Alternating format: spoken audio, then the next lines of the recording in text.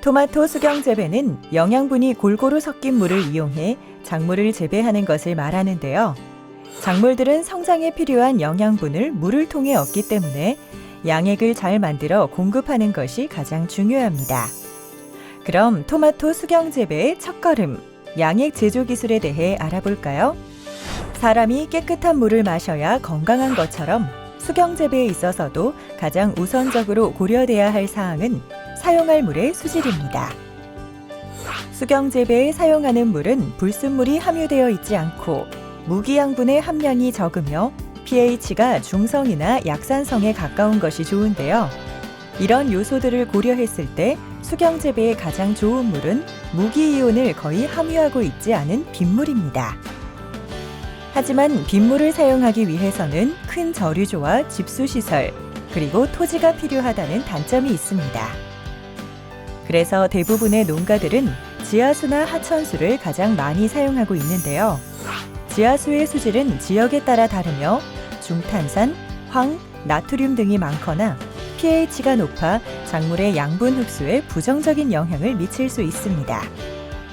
따라서 지하수를 용수로 사용할 경우에는 컨설팅 업체에 수질 분석을 의뢰해 지하수의 수질을 먼저 확인해야 합니다.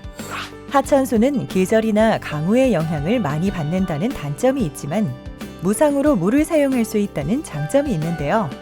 수질이 좋지 않거나 물의 양이 적을 때는 수돗물을 사용하기도 합니다. 하지만 수돗물은 잔류염소에 의해 뿌리에 장애를 유발할 수 있습니다. 따라서 잔류염소 제거를 위해서는 티오황산 나트륨을 넣거나 수돗물을 하루 정도 받아두었다가 사용해야 합니다. 작물의 생육에 반드시 필요한 원소는 필수 원소라 부르며 총 16가지가 있는데요. 작물은 물과 공기로 수소, 산소, 탄소를 흡수하고 나머지 질소, 인산, 칼륨 등 13개 원소는 뿌리를 통해 흡수합니다. 이런 필수 원소들로 조성된 양액 조성 처방은 현재 세계 각 나라별로 여러 가지가 있는데요. 우리나라에서는 원예특작과학원 양액 조성이나 야마자키 양액 조성을 주로 사용하고 있지만 만약 유럽계 품종을 사용할 경우에는 유럽의 양액 조성을 따르는 것이 좋습니다. 재배 작물과 품종에 따른 배양액 조성이 결정되면 비료량을 계산하여 양액을 조제해야 하는데요. 일반적으로 양액은 100배, 200배 농축액으로 만든 후 물로 희석하여 사용합니다.